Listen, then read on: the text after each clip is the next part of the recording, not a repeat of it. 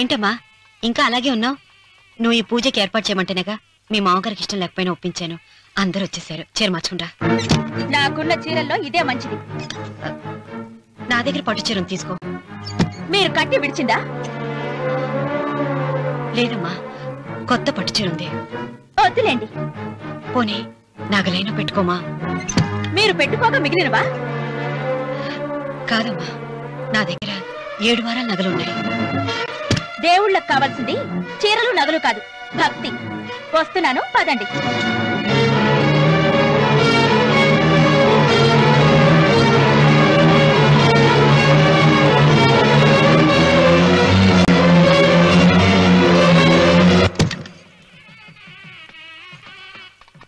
అమ్మా, 2వ కాడను త్వరగా తీసుకురండి. ఈ హోరాలోనే వ్రతం పూర్తి చేస్తే చాలా మంచిది. రఘు, ఇట్రా. ఏంటమ్మా? వెళ్ళి సులోచన త్వరగా తీసురా. అలాగే.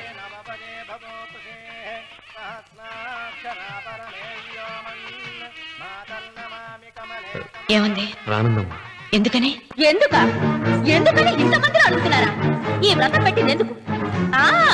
నా పెద్ద కోడలు కోటీశ్వరరాలు, అందుకే 25,000 రూపాయల పట్టు చీర కట్టుకుని 10 లక్షల రూపాయల బంగారం ఒంటి మీద వేసుకుందని గొప్పగా చూపించి నా రెండో కోడలు ఏమీ లేదన్న నమ్మడానికి కదా.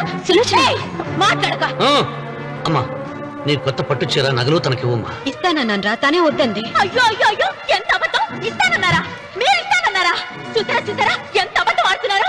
నీ మొహానికి ఈ నేత చీర వస్తున్నాడు చాలే అనలేదు. నాగసులు వచ్చిన మీరు అలా అన్నారని ఈ ఇంటి మూలంగా చచ్చిపోయిన మా నాన్న మీద ఒట్టేసి చెప్తున్నారు. మీరు మీ ఆయన మీద ఒట్టేసి చెప్పండి. నేను మా ఆయన మీద ఒట్టేసి చెప్తున్నాను.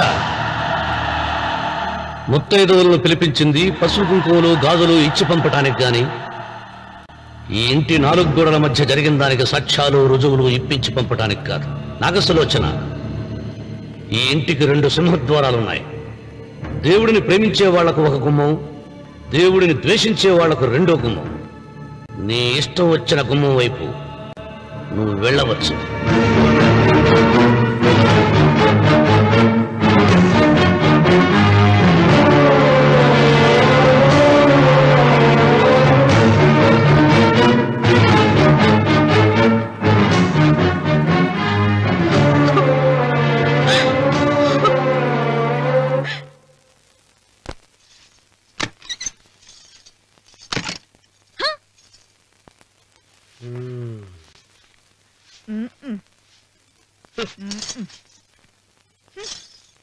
పాలయ్యే.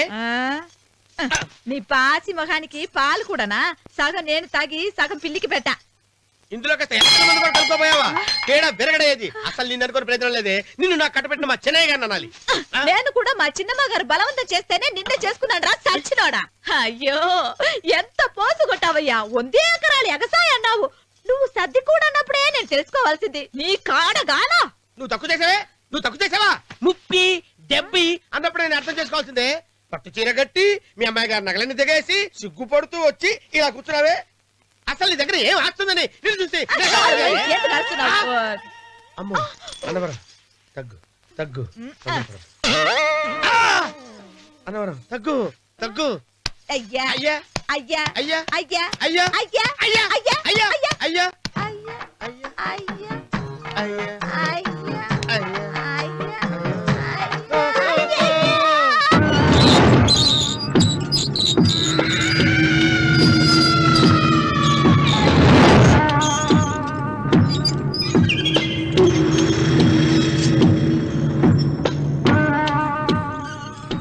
ఏమండి, అటు చూడండి. పిచ్చిపోతే లేక నుంచి నువ్వు తిను మావయ్య. ఏ ఇంటికి నా కోసం వచ్చావు? నిన్ను నేను గౌరవించుకోవాలి కదా. అది మా నాన్న కూర్చుని ఉయ్యాల వల్ల. ఆహా, రేపు ఆయన చచ్చిపోతే ఎవరు కూర్చుంటారు? ఆయన బూడిద పోసి పెడతారా? సులోచన రఘు లేడు. ఎందుకలా అరుస్తారు?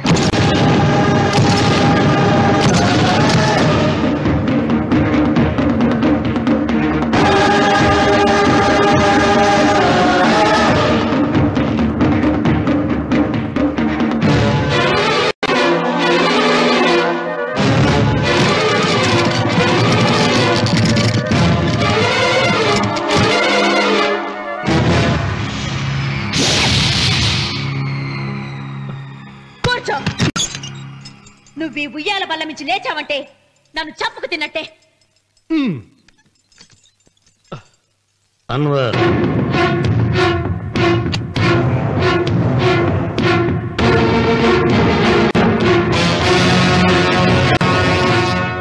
నువ్వు కూర్చో మావయ్య.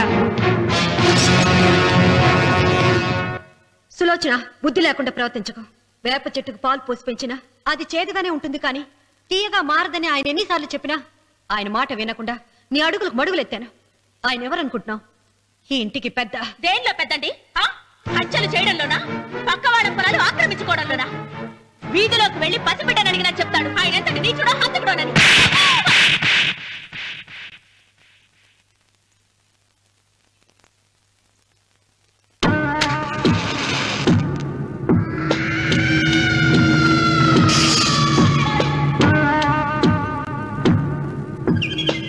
అమ్మా, నువ్వెన్నైనా చెప్పు, నా భార్య మీద చేయి చేసుకోవడం నేను సహించలేను. రఘు, అన్నయ్య నీ భార్య మీద చేయి చేసుకోవడం తప్పే, కానీ దానికోసం వాటాలు పంచమని చెప్పడం న్యాయం కాదురా. నాన్న అన్నయ్యని కూడా తన వాటా తీసుకుని వెళ్ళిపోమంటున్నారు. కావాలంటే నేను నీ భార్య కాళ్ళు పట్టుకుని క్షమాపణ చెప్తాను రా. అమ్మమ్మమ్మమ్మమ్మమ్మమ్మమ్మమ్మ, నేను 100 సార్లు మీ కాళ్ళు పట్టుకుంటాను. మా బతికేదో మమ్మల్ని బతకనివ్వండి. ఏంటి నించున్నారు? రండి, అక్కడ ఎదురు చూస్తున్నారు. చేసినంత చేసి కాళ్ళు పట్టుకుంటుందట మా తల్లి. నీ కన్నీళ్లకు రాళ్లు కరుగుతాయి గాని కన్నవాళ్లు కరగరు సీత. సీత, వాళ్ళు చిన్నపిల్లలుగా ఉండేటప్పుడు ఎంత సంతోషంగా ఉండేవాళ్ళం. వాళ్ళు పెరుగుతుంటే ఆ సంతోషం తరిగిపోతూ ఉంటుంది. వాళ్ళు మన భుజం దాటి పెరిగాక ఇక గడప దాటి ఎప్పుడు వెళ్ళిపోతారా అని ఎదురు చూడటమే మన పని. బాధపడ.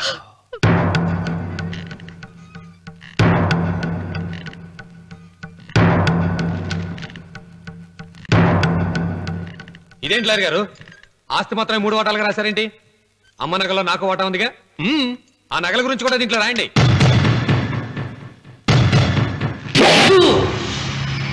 అది మీ తాత పిత్రార్జితం కాదు, నా స్వార్జితం కాదు. నా భార్య స్త్రీధనం. అందులో వాటా ఎవరికి రాదు, లేదు. ఓహో, అమ్మ గదిలోకి వచ్చేడిస్తే నా మీద ప్రేమ అనుకున్నాను. నగలివ్వాలని ఏడుపా. ఈ ఏడుపేదో నన్ను కనక ముందు ఏడవాలి.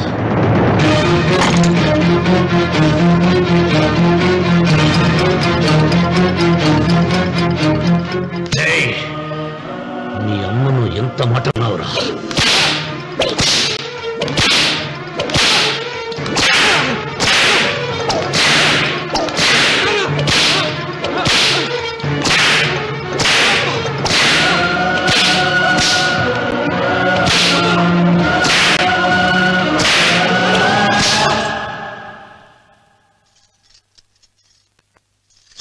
మీరేం పెద్ద మనిషండి? పెళ్ళైన కొడుకుని కొడతారా? ఆస్తి ఇవ్వడం ఇష్టం లేకపోతే ఇష్టం లేదు అని చెప్పండి. కూలి చేసుకుని బతుకుతాం, లేదా ఆలయం ముందు అడుక్కు తిని బతుకుతాం. ఇప్పుడు ఆయన మీ కొడుకు కాదు, నా మొగుడు. నా మొగుడిని కొట్టే హక్కు మీకు లేదు.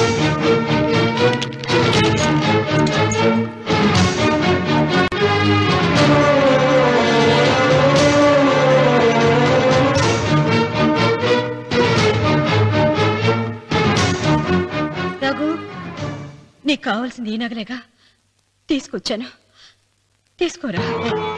వద్దమ్మా, వద్దు. కాదన్నయ్య. వద్దమ్మా, నా మాట విను. ఒక తల్లి కడుపున పుట్టకపోయినా నన్ను అన్నయ్య అని పిలిచావు. నా ఇల్లు నీకు పుట్టిల్లమ్మా.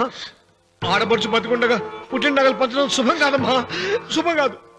రే రఘు, ఆ నగలి బదులుగా నా పొలం, నా ఇంట్లో ఉన్న బంగారంతో నీకు ఇచ్చేస్తాను. తీసుకెళ్ళిపోరా. అలాగే లాయర్ గారు, అవి కూడా రాయండి.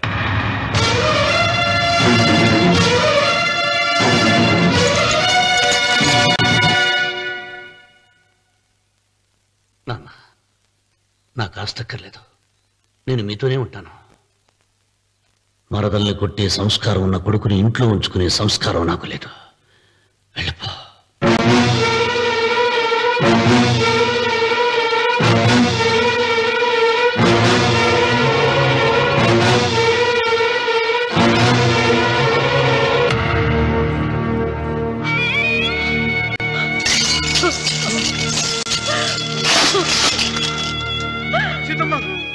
అమ్మా సీతమ్మా సీతమ్మా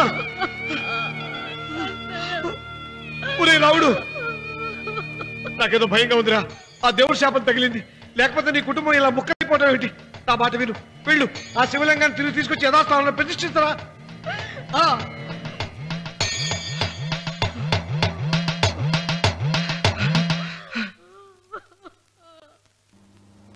ఇదేమిట్రా రావుడు శివలింగాన్ని తీసుకొస్తానని బయలుదేరి ఆలయం దగ్గర తీసుకొచ్చావేంటి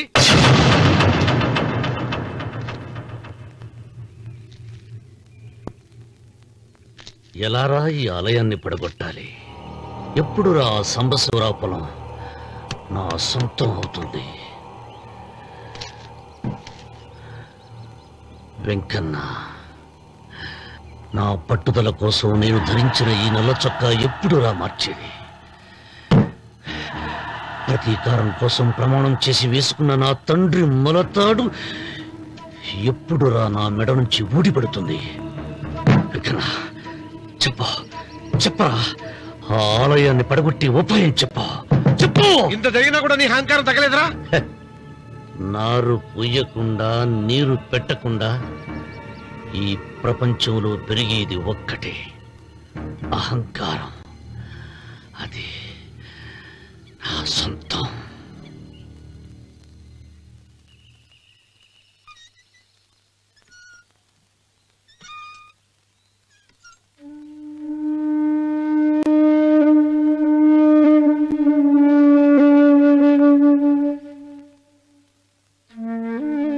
పిల్లలు వెళ్ళిపోయారు కోడళ్ళు వెళ్ళిపోయారు వచ్చే రాఖీ పండుగ నాటికి ఇది కట్టడానికి నేను కూడా ఉండకుండా వెళ్ళిపోతానేమో చిచ్చా అవే మాటలమ్మా నువ్వు నిండు 100 ఏళ్ళు బతకాలమ్మా 15 రోజులు కూడా పిల్లలు లేకుండా బతకలేకపోతున్నదని 100 ఏళ్ళు ఇలా బ్రతకలన్నయ్య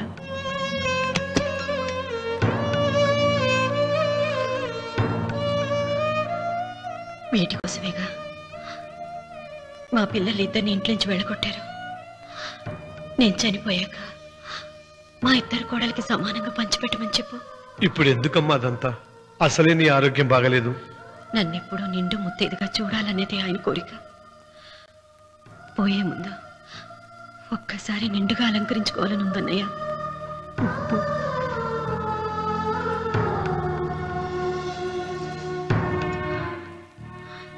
ఈ అన్నయ్య లేకపోతే నా ఈ కోరిక తీరేది కాదు నీ చేతులతో అలంకరించన్నయ్య